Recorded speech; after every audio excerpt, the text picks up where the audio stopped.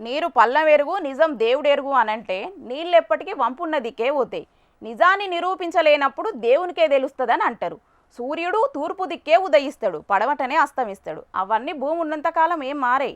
కానీ గీడ మాత్రం అట్లా కాదుల్లా. నీరు పల్లమెరుగు అన్నదాన్ని మార్చి రాసుకోవాల్సి వచ్చిందేనుల్లా. అగో గట్లెట్లా అని అంటారా?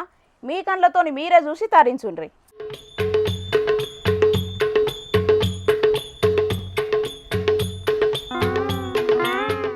ఓష్ని ఇచ్చంత్రం సల్లగుండా ఇదెక్కడి పర్షాను అంత ఉల్టా పాల్టున్నది కదా కథ.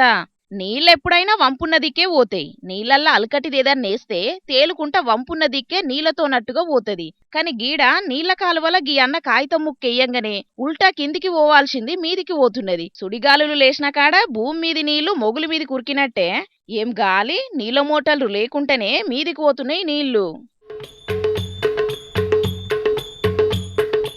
ఛత్తీస్గఢ్ రాష్ట్రం సర్గుజా జిల్లా మైన్ పాట్ కాడ కానొచ్చిందుల్లా ఈ ఇచ్యంత్రం.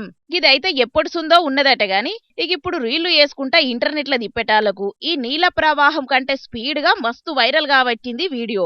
ఉల్టా పల్టా నీళ్లు పోతున్నాయని జనాలు తండోపతండాలుగా తరలస్తున్నారని ఆ జాగకు ఉల్టా పాని అని హిందీల పేరు పెట్టి టూరిస్టు జాగని వేసిండ్రు. ఇక ఈ యంత్రాన్ని సెల్ ఫోన్ కెమెరాలల్లో బంధించుకుంటా కోట్ల వ్యూస్ లక్షల లైకులతోని సోషల్ మీడియాను దుమ్ము దులుపుతున్నారు. ఇసొంటి మన తాన 5 ఉన్నాయట.